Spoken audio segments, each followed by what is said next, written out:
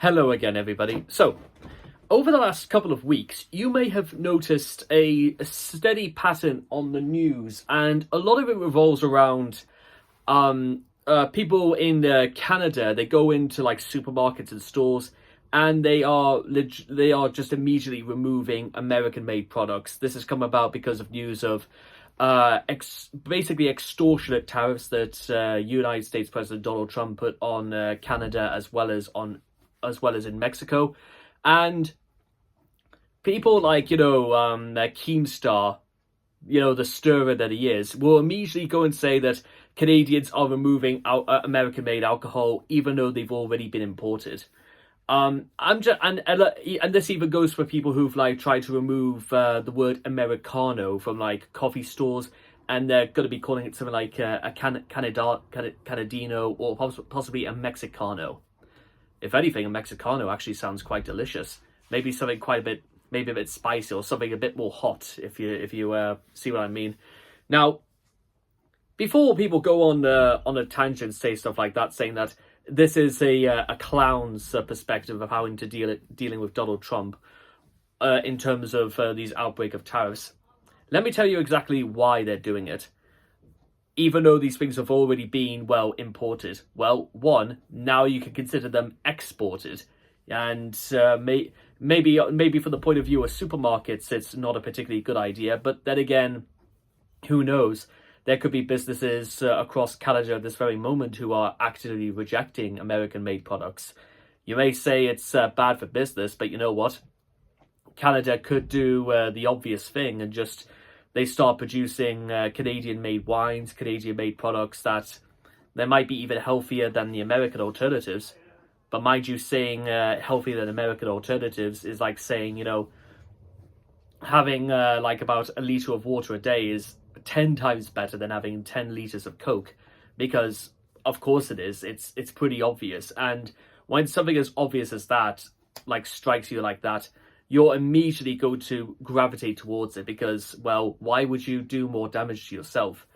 The other reason why this is something that is probably going to continue for a very long time anyway, is because, guess what?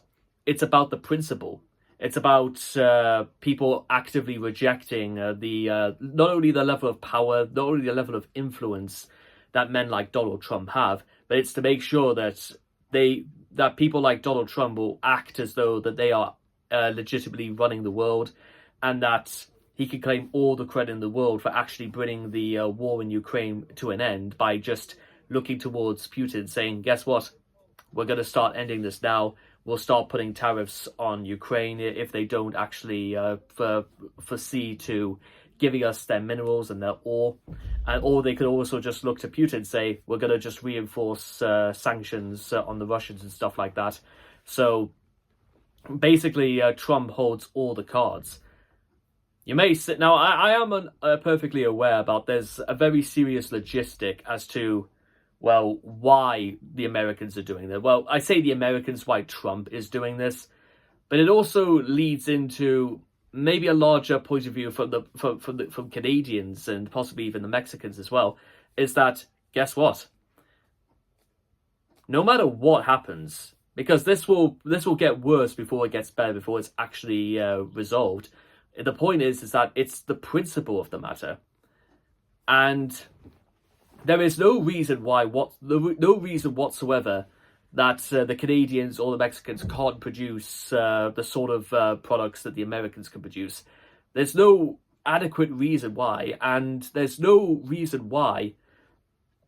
If you know what, if you want to cause harm to people like Donald Trump or to JD Vance or to Elon Musk, stop using their products. Then, once you do that, then actually things fall in line very, very easily. And guess what? Once you do that, it's how you hurt their stocks. It's how you hurt their reputation. Tesla took a little bit of a tumbling down in the stock market recently. And guess what?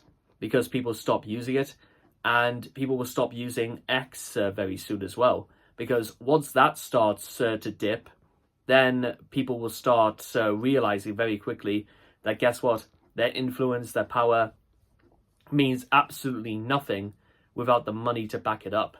And that is how you cut these people off.